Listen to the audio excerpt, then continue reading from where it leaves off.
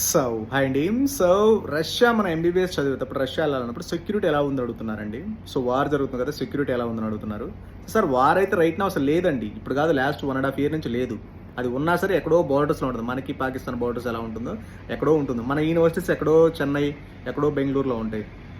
So కాబట్టి అసలు మనకి వాటికి అసలు సంబంధమే ఉండదండి. మన యూనివర్సిటీస్కి అసలు అసలు అసలు మనకి ఎక్కడో జరుగుతుందో మనకి అనిపిస్తుందా? అసలు లేదు. రైట్ నౌ అయితే వార్ అనేది లేదండి. అది కాక రష్యా అనేది వెరీ వెరీ పవర్ఫుల్ కంట్రీ. ప్రపంచంలో కల్లా number one powerful country. That highly developed country కాబట్టి. సో ఒక డెవలప్డ్ కంట్రీ అంటే మీకు హై లెవెల్ ఆఫ్ సెక్యూరిటీ ఉంటుంది, హై స్టాండర్డ్ ఆఫ్ ఎడ్యుకేషన్ ఉంటుంది. సో రేపు మీరు ఆ స్టాండర్డ్ ఆఫ్ ఎడ్యుకేషన్ ఎలా ఉంటుంది, మీకు తక్కువ నీట్ స్కోర్ వచ్చిన జస్ట్ మీకు ఇండియాలో 150 స్కోర్ వచ్చినా మీకు 600 స్కోర్ ఈక్వల్ అంటూ అలాంటి మెడికల్ కాలేజ్ రష్యాలో available. Under budget 20 lakhs, 25 lakhs, 30 lakhs including food and accommodation everything. దాన్ని కూడా ఇన్స్టాల్మెంట్ వైజ్గా పే చేసుకోవచ్చు. 12 ఇన్స్టాల్మెంట్ 6 yearsకి. కాబట్టి అసలు రష్యాలో అసలు ఇష్యూసే లేవండి. 100% పర్ఫెక్ట్గా ఉంది.